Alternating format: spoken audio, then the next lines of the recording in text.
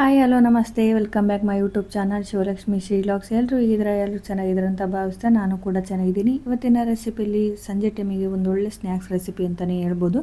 ಒಳಗಡೆ ಸಾಫ್ಟಾಗಿ ಮೇಲೆಗಡೆ ಕ್ರಿಸ್ಪಿಯಾಗಿರುವಂಥ ಹೆಲ್ದಿ ಹಾಗೂ ಟೇಸ್ಟಿ ಇರುವಂಥ ರೆಸಿಪಿ ಆಗಿದೆ. ಬೇಸಿಕ್ ಸಾಮಗ್ರಿ ಯೂಸ್ ಮಾಡ್ಕೊಂಡು ಮಾಡುವಂಥ ಸ್ನ್ಯಾಕ್ಸ್ ರೆಸಿಪಿ ಆಗಿದೆ. ಬನ್ನಿ ಯಾವ ರೀತಿ ಮಾಡೋದು ಅಂತ ತೋರಿಸ್ತೀನಿ. ಮೊದಲಿಗೆ ಒಂದು ಬೌಲ್ ತೊಗೊಂಡಿದ್ದೀನಿ, ಅದಕ್ಕೆ 1.5 ಕಪ್ ಆಗೋಷ್ಟು ಅವಲಕ್ಕಿ ತೊಗೊಂಡಿದ್ದೀನಿ. ಮೀಡಿಯಮ್ ಅವಲಕ್ಕಿ ತೊಗೊಂಡಿದ್ದೀನಿ. ಅವಲಕ್ಕಿನ ಒಂದು 2ರಿಂದ 3 ಸಾರಿ ತೊಳ್ಕೊಬೇಕಾಗುತ್ತೆ. ಯಾಕಂದರೆ ಅವಲಕ್ಕಿಯಲ್ಲಿ ತುಂಬಾ ಗಲೀಜಿನ ಅಂಶ ಇರೋದ್ರಿಂದ ತೊಳ್ಕೊಬೇಕಾಗುತ್ತೆ. ಸಂಜೆ ಟೈಮಿಗೆ ಟೀ ಜೊತೆಗೆ ಅಥವಾ ಕಾಫಿ ಜೊತೆಗೆ ಸೂಪರಾಗಿರುತ್ತೆ. ಟೇಸ್ಟ್ ಮಾತ್ರ ಅದ್ಭುತ ಅಂತ ಹೇಳ್ಬೇಕು. ಮಾಡೋದಕ್ಕೂ ಮಾತ್ರ ಸುಲಭನೇ ಇದೆ. ಒಂದು 10ರಿಂದ 15 ನಿಮಿಷ ಇತ್ತಂದರೆ ಆರಾಮಾಗಿ ರೆಡಿ ಮಾಡ್ಕೋಬೋದು. ನೋಡಿ, ಇವಾಗ ಅವಲಕ್ಕಿ ಕೂಡ ತೊಳ್ಕೊಂಡಿದ್ದೀನಿ. ಅದನ್ನು ನೀರನ್ನು ಚೆಲ್ಕೊಂಡು ಬರೋಣ. ಅವಲಕ್ಕಿ ಕೂಡ ತೊಳ್ಕೊಂಡಿದ್ದೀನಿ. ನೆಕ್ಸ್ಟು ಒಂದು 3ರಿಂದ 4 ಸ್ಪೂನ್ ಆಗೋಷ್ಟು ನೀರನ್ನು ಹಾಕ್ಕೊಂಡು ಒಂದು 5 ನಿಮಿಷ ನೆನೆಸ್ಕೋಬೇಕಾಗುತ್ತೆ. ಒಂದು ಸ್ವಲ್ಪ ಸಾಫ್ಟ್ ಆಗಲಿ ಅವಲಕ್ಕಿ, ಅಲ್ಲಿ ತನಕ ಒಂದು 5 ನಿಮಿಷ ನೆನೆಸ್ಕೋಬೇಕಾಗುತ್ತೆ. ಇದನ್ನು ಪ್ಲೇಟ್ ಮುಚ್ಚಿಟ್ಟು ಸೈಡಿಗೆ ಎತ್ತಿಟ್ಕೊಳ್ಳೋಣ. ಈ ರೆಸಿಪಿಯನ್ನು ಖಂಡಿತ ಟ್ರೈ ಮಾಡ್ಕೊಳ್ಳಿ. ವಾರದಾಗ ಒಮ್ಮೆ ಆದರೂ ಸ್ನ್ಯಾಕ್ಸ್ ರೀತಿಯಲ್ಲಿ ಮಾಡಿಕೊಡಿ. ಎಲ್ರಿಗೂ ಇಷ್ಟಪಟ್ಟು ತಿನ್ಕೊತಾರೆ ಅಂತ ಹೇಳ್ಬೋದು. ನೋಡಿ, ಇವಾಗ ಸೈಡಿಗೆ ಎತ್ತಿಟ್ಕೊಂಡಿದ್ದೀನಿ. ನೆಕ್ಸ್ಟ್ ಇಲ್ಲಿ ಒಂದು 2 ಹಸಿಮೆಣ್ಸಿಕಾಯಿ ತೊಗೊಂಡಿದ್ದೀನಿ. ಹಾಗೆ ಸ್ವಲ್ಪ ಶುಂಠಿ, ಹಾಗೆ 1 ಗಡ್ಡೆ ಬೆಳ್ಳುಳ್ಳಿ ತೊಗೊಂಡಿದ್ದೀನಿ. ಖಾರಕ್ಕೆ ಅನುಗುಣವಾಗಿ 2 ಹಸಿಮೆಣ್ಸಿಕಾಯಿ ತೊಗೊಂಡಿದ್ದೀನಿ. ಖಾರ ಜಾಸ್ತಿ ತಿನ್ನೋದಾದರೆ ಹೆಚ್ಚಿಗೆ ತೊಗೋಬೋದು. ನೆಕ್ಸ್ಟ್ ಇದನ್ನು ರುಬ್ಕೊಳ್ಳೋಣ.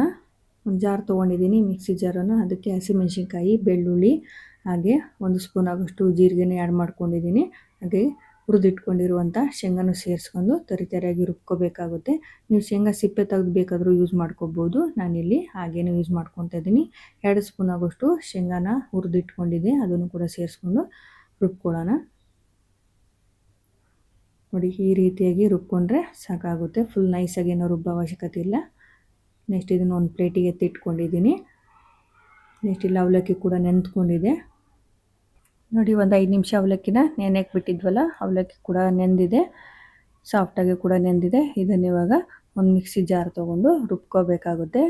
ಕೈಯಲ್ಲೇ ಫುಲ್ ಸ್ಮ್ಯಾಶ್ ಮಾಡಿ ಹಾಕ್ತೀನಂದ್ರೂ ಹಾಕ್ಬೋದು. ನಾನಿಲ್ಲಿ ರುಬ್ಬಿ ಮಾಡ್ಕೊತಾ ಇದ್ದೀನಿ.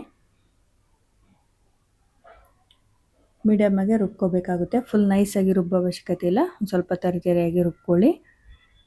ನೋಡಿ, ಈ ರೀತಿಯಾಗಿ ರುಬ್ಕೊಂಡ್ರೆ ಸಾಕಾಗುತ್ತೆ. ಇದನ್ನು ಇವಾಗ ಒಂದು ಬೌಲಿಗೆ ಎತ್ತಿಟ್ಕೊಳ್ಳೋಣ. ಇದಕ್ಕೆ ವೆಜಿಟೇಬಲ್ಸ್ ಕೂಡ ಆ್ಯಡ್ ಮಾಡ್ಕೋಬೋದು. ಕ್ಯಾರೆಟು, ಕುಕುಂಬರು ಕೂಡ ಆ್ಯಡ್ ಮಾಡ್ಕೋಬೋದು. ನಾನಿಲ್ಲಿ ಪ್ಲೇನಾಗೆ ಮಾಡ್ತಾಯಿದ್ದೀನಿ, ವೆಜಿಟೇಬಲ್ಸನ್ನು ಯೂಸ್ ಮಾಡಿಲ್ಲ. ನೀವು ಬೇಕಾದರೆ ಆ್ಯಡ್ ಮಾಡ್ಕೋಬೋದು. ನೋಡಿ, ಇವಾಗ ರುಬ್ಬಿದಂಥ ಅವಲಕ್ಕಿನ ಒಂದು ಬೌಲಿಗೆ ಎತ್ತಿಟ್ಕೊತಾ ಇದ್ದೀನಿ. ನೆಕ್ಸ್ಟು ಮೊದಲಿಗೆ ನಾವೇನು ರುಬ್ಬಿಟ್ಕೊಂಡಿದ್ವಲ್ಲ ಶೇಂಗಾ ಪುಡಿನ, ಅದನ್ನು ಕೂಡ ಸೇರಿಸ್ಕೊತಾ ಇದ್ದೀನಿ.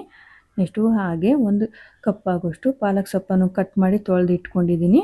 ಅದನ್ನು ಕೂಡ ಆ್ಯಡ್ ಮಾಡ್ಕೊತಾ ಇದ್ದೀನಿ. ನೀವು ಪಾಲಕ್ ಸೊಪ್ಪು ಬದಲಾಗಿ ಮೆಂತ್ಯ ಸೊಪ್ಪು ಅಥವಾ ಸಬ್ಬಸಿಗೆ ಸೊಪ್ಪು ಕೂಡ ಯೂಸ್ ಮಾಡ್ಕೋಬೋದು.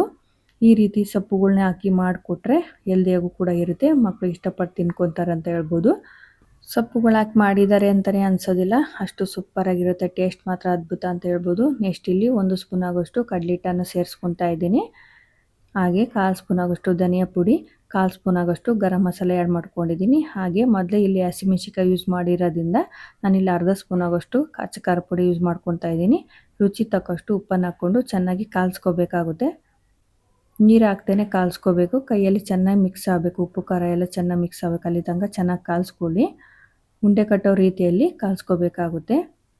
ನೋಡಿ, ಈ ರೀತಿಯಾಗಿ ಕಾಲ್ಸ್ಕೊಂಡ್ರೆ ಸಾಕಾಗುತ್ತೆ. ಇದು ಇವಾಗ ರೆಡಿಯಾಗಿದೆ. ನೆಕ್ಸ್ಟ್ ಇದನ್ನು ಉಂಡೆಗಳಾಗಿ ರೆಡಿ ಮಾಡಿಕೊಂಡು ತಟ್ಕೋಬೇಕಾಗುತ್ತೆ. ಕಟ್ಲೆಟ್ ಯಾವ ರೀತಿ ಮಾಡ್ಕೊತೀವಿ ನೋಡಿ, ಅದೇ ರೀತಿಯಾಗಿ ಕೈಯಲ್ಲಿ ಚಿಕ್ಕ ಚಿಕ್ಕ ಉಂಡೆಗಳಾಗಿ ಮಾಡಿಕೊಂಡು ತಟ್ಕೋಬೇಕಾಗುತ್ತೆ. ನಾನು ಎಣ್ಣೆ ಕೂಡ ಬಿಸಿ ಮಾಡೋಕ್ಕೆ ಇಟ್ಟಿದ್ದೀನಿ. ಕೈಯಲ್ಲೇ ಈ ರೀತಿಯಾಗಿ ತಟ್ಕೊಳ್ಳಿ. ಸ್ವಲ್ಪ ಎಷ್ಟು ಅಗಲಕ್ಕೆ ಬೇಕು ನೋಡಿ, ಅಷ್ಟು ಅಗಲಕ್ಕೆ ತಟ್ಕೋಬೇಕಾಗುತ್ತೆ. ನೋಡಿ, ಇವಾಗ ರೆಡಿಯಾಗಿದೆ. ಇದೇ ರೀತಿಯಾಗಿ ಎಲ್ಲನೂ ಕೂಡ ರೆಡಿ ಮಾಡ್ಕೊತೀನಿ. ನೋಡಿ, ಇವಾಗ ರೆಡಿ ಮಾಡಿ ಇಟ್ಕೊಂಡಿದ್ದೀನಿ. ನೆಕ್ಸ್ಟ್ ಇಲ್ಲಿ ಎಣ್ಣೆ ಕೂಡ ಬಿಸಿಯಾಗಿದೆ. ಇವಾಗ ಗ್ಯಾಸನ್ನು ಮೀಡಿಯಮ್ ಇಟ್ಕೊಂಡು 2 ಕಡೆನೂ ಫ್ರೈ ಮಾಡ್ಕೋಬೇಕಾಗುತ್ತೆ. ಕಲರ್ ಚೇಂಜ್ ಆಗೋ ತನಕ ಫ್ರೈ ಮಾಡ್ಕೋಬೇಕು. ಒಳಗಡೆ ಸಾಫ್ಟಾಗಿ ಮೇಲ್ಗಡೆ ಕ್ರಿಸ್ಪಿಯಾಗಿ ಸೂಪರಾಗಿರುತ್ತೆ. ಟೇಸ್ಟ್ ಮಾತ್ರ ಅದ್ಭುತ ಅಂತ ಹೇಳ್ಬೋದು. ನೋಡಿ, ಕಲರ್ ಚೇಂಜ್ ಆಗ್ತಾ ಇದೆ. ನೋಡಿ, ಇವಾಗ ರೆಡಿಯಾಗಿದೆ. ಪ್ಲೇಟಿಗೆ ಎತ್ತಿಟ್ಕೊತಾ ಇದ್ದೀನಿ. ಸೂಪರ್ ಟೇಸ್ಟಿ ಸ್ನ್ಯಾಕ್ಸ್ ಅಂತಲೇ ಹೇಳ್ಬೋದು. ಅವಲಕ್ಕಿಯಿಂದ ಮಾಡಿದ್ದೀವಿ ಅಂತಲೇ ಗೊತ್ತಾಗಲ್ಲ, ಅಷ್ಟು ಸೂಪರಾಗಿರುತ್ತೆ. ನೋಡಿ, ಇವಾಗ ಪ್ಲೇಟಿಗೆ ಎತ್ತಿಟ್ಕೊಂಡಿದ್ದೀನಿ. ನೋಡಿ, ನೋಡೋದಕ್ಕೆ ಎಷ್ಟು ಸೂಪರಾಗಿದೆ, ತಿನ್ನೋದಕ್ಕೂ ಸೂಪರಾಗಿರುತ್ತೆ ಅಂತ ಹೇಳ್ಬೋದು. ನೋಡಿ, ಕ್ರಿಸ್ಪಿಯಾಗಿ ಸಾಫ್ಟಾಗಿ, ಒಳಗಡೆ ಸಾಫ್ಟಾಗಿರುತ್ತೆ, ಮೇಲ್ಗಡೆ ಕ್ರಿಸ್ಪಿಯಾಗಿರುತ್ತೆ. ನೋಡಿ ಎಷ್ಟು ಚೆನ್ನಾಗಿ ಕಾಣಿಸ್ತಾ ಇದೆ ಅಂತ. ರೆಸಿಪಿ ಇಷ್ಟ ಆಯಿತು ಅಂದ್ಕೊತೀನಿ. ಇಷ್ಟ ಆದರೆ ಲೈಕ್ ಮಾಡಿ, ಶೇರ್ ಮಾಡಿ, ಹಾಗೆ ನಮ್ಮ ಚಾನಲ್ ಕೂಡ ಸಬ್ಸ್ಕ್ರೈಬ್ ಮಾಡಿಕೊಂಡು ಸಪೋರ್ಟ್ ಮಾಡಿ ಅಂತ ಹೇಳ್ತಾ ಇವತ್ತಿನ ರೆಸಿಪಿಯೊಂದಿಗೆ ಇವತ್ತಿನ ವ್ಲಾಗನ್ನು ಮುಗಿಸ್ತಾ ಇದ್ದೀನಿ. ವಿಡಿಯೋ ನೋಡಿದ ನಿಮ್ಮೆಲ್ಲರಿಗೂ ಥ್ಯಾಂಕ್ ಯು ಸೋ ಮಚ್.